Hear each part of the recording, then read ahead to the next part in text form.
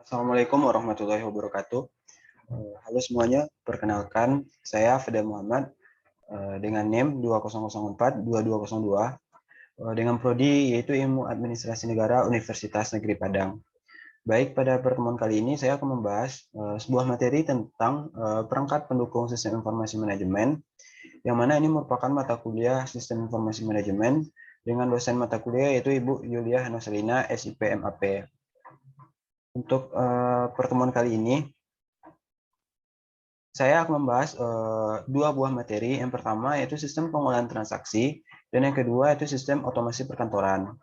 Baik, untuk tidak memperpanjang waktu, langsung saja pada poin materi yang pertama, yaitu tentang sistem pengolahan transaksi atau Transaction Processing System, atau yang disingkat dengan TPS, merupakan subsistem input yang mempunyai peranan penting dalam aktivitas organisasi dengan cara mengumpulkan data dari sumber-sumber, baik dari dalam maupun dari luar lingkungan perusahaan, dan mentransformasikannya ke dalam database.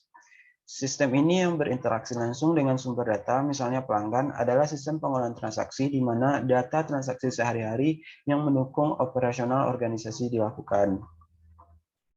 Selanjutnya itu karakteristik sistem pengolahan transaksi. Sistem pengelolaan transaksi memiliki beberapa karakteristik, antara lain sebagai berikut. Yang pertama, volume data yang diproses relatif sangat besar. Yang kedua itu kapasitas penyimpanan data database tentu sangat besar. Yang ketiga, kecepatan pengelolaan diperlukan sangat tinggi agar data yang banyak bisa diproses dalam waktu yang singkat. Yang keempat, sumber data umumnya internal dan keluarannya umumnya untuk keperluan internal. Kelima, pengelolaan data biasa dilakukan periodik, harian, mingguan, bulanan, dan sebagainya. Yang keenam, orientasi data yang dikumpulkan umumnya mengacu pada data masa lalu. Yang ketujuh, masukan dan keluaran terstruktur, data di format menurut suatu standar. Delapan, yaitu komputasi tidak terlalu rumit. Selanjutnya dalam pengelolaan transaksi ini memiliki beberapa siklus. Yang pertama, siklus pendapatan, yaitu kejadian yang berkaitan dengan pendistribusian barang dan jasa ke entitas lain dan pengumpulan pembayaran lain. Yang kedua, yaitu siklus pengeluaran, yaitu kejadian yang berkaitan dengan perolehan barang dan jasa dari entitas-entitas lain dan pelunasan kewajiban yang berkaitan. Yang ketiga, siklus produksi, yaitu kejadian yang berkaitan dengan pengubahan sumber daya menjadi barang dan jasa. Yang keempat, ada siklus keuangan, merupakan kejadian yang berkaitan dengan perolehan dan manajemen dana-dana modal termasuk kas. Selanjutnya ada komponen sistem pengolahan transaksi. Yang pertama ada komponen input atau masukan. Dokumen-dokumen sumber seperti order pelanggar, slip-slip penjualan, faktur, order pembelian, dan kartu jam kerja karyawan merupakan bukti fisik masukkan ke dalam sistem pemrosesan transaksi. Yang tujuannya adalah menangkap data, membantu proses pengkomunikasian data, dan pengotorisasian operasi departemen, menstandarkan operasi dengan menunjukkan dari apa yang dibutuhkan pencatatan dan tindakan apa yang harus diambil, dan menyediakan berkas permanen untuk analisis masa datang jika dokumennya dipelihara. Yang kedua itu komponen processing atau pengolahan, mencakup penggunaan jurnal dan register untuk menyajikan catatan input secara permanen dan kronologis. Jurnalis digunakan untuk mencatat transaksi akuntansi keuangan. Registers digunakan untuk mencatat tipe data lain yang tidak berhubungan langsung dengan akuntansi. Yang ketiga itu komponen stroke atau penyimpanan. Buku besar dan file menyediakan simpanan data baik dalam sistem manual maupun terkomputerisasi. Buku besar menyediakan ringkasan suatu transaksi keuangan perusahaan. File kumpulan data yang terorganisir seperti transaction file, master file, reference, or table file.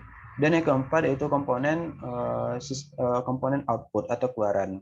Ini merupakan terdapat beragam variasi keluaran dari sistem pemrosesan pengolahan transaksi ini. Setiap dokumen yang dihasilkan dari sistem ini adalah keluaran.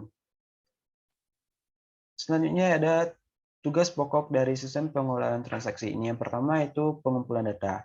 Setiap organisasi yang berinteraksi langsung dengan lingkungannya dalam penyediaan jasa dan produk pasti memerlukan sistem yang mengumpulkan data transaksi yang bersumber dari lingkungan.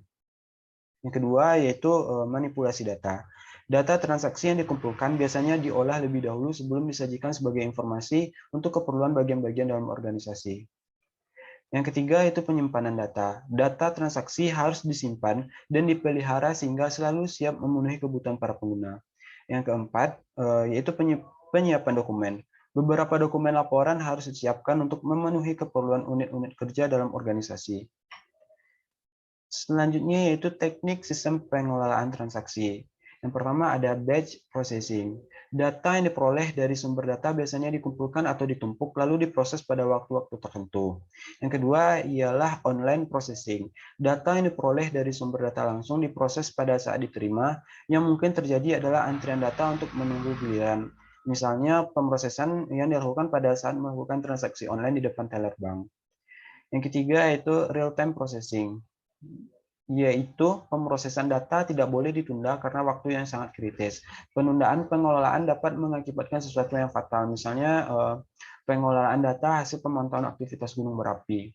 Dan yang keempat yaitu inline processing. Ini disebut juga sebagai hybrid processing, yaitu kombinasi antara batch dan online processing. Misalnya pengelolaan transaksi di supermarket, di mana transaksi penjualan melalui POS atau point of sale langsung. Dan selanjutnya saya akan menjelaskan tentang materi yang kedua, yaitu otomasi perkantoran. Otomasi perkantoran merupakan sebagai sistem informasi berbasis telekomunikasi yang mengumpulkan, memproses, menyimpan, dan mendistribusikan pesan-pesan, dokumen-dokumen, dan komunikasi elektronik lainnya di antara individual, grup-grup kerja, dan organisasi.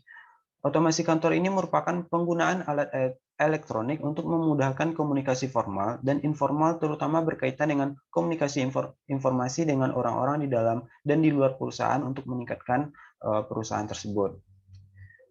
Tujuan dari adanya otomasi perkantoran ini yang pertama, meminimalkan atau penghindaran biaya. Komputer tidak menggantikan pekerja saat ini, tetapi komputer menunda penambahan pegawai yang diperlukan untuk menangani beban kerja yang bertambah. Yang kedua itu pemecahan masalah kelompok. Yang ketiga itu pelengkap bukan pengganti. Otomasi perkantoran ini tidak akan menggantikan semua komunikasi interpersonal tradisional atau percakapan tatap muka, percakapan telepon, pesan tertulis pada memo ataupun sejenisnya. Yang keempat itu penggabungan dan penerapan teknologi. Yang kelima itu memperbarui proses pelaksanaan pekerjaan di kantor. Seperti produk otomasi perkantoran atau office automation memungkinkan para pekerja ini memproses lebih banyak dokumen secara lebih cepat dan lebih baik. Otomasi perkantoran ini memiliki 4 kategori pengguna dari otomasi perkantoran ini. Yang pertama ada manajer, yaitu orang yang bertanggung jawab mengelola SDM atau sumber daya perusahaan, terutama SDM-nya. Yang kedua itu profesional. Ini merupakan profesional ini tidak mengelola orang, tetapi menyumbangkan keahlian khususnya. Yang ketiga itu sekretaris. Biasanya ditugaskan pada pekerja terdidik tertentu untuk melaksanakan berbagai tugas seperti menangani korespondensi, menjawab telepon, dan mengatur jadwal pertemuan. Yang terakhir itu pegawai administratif, melaksanakan tugas-tugas sekretaris seperti mengoperasikan mesin, fotokopi, nyusun dokumen, dan menyimpan hal-hal lainnya. Selanjutnya itu variasi sistem otomasi perkantoran. Yang pertama yaitu sistem komunikasi elektronik. Sistem teknologi informasi yang digunakan untuk berkomunikasi antara individu, kelompok kerja, dan organisasi, seperti email, voicemail, faksimil, dan bulletin board system. Yang kedua yaitu sistem kolaborasi elektronik. Merupakan suatu sistem yang tidak hanya pertukaran komunikasi dan pesan, tetapi juga bagaimana informasi dan pesan tersebut digunakan untuk bekerja sama, seperti teleconference dan telecommunicating.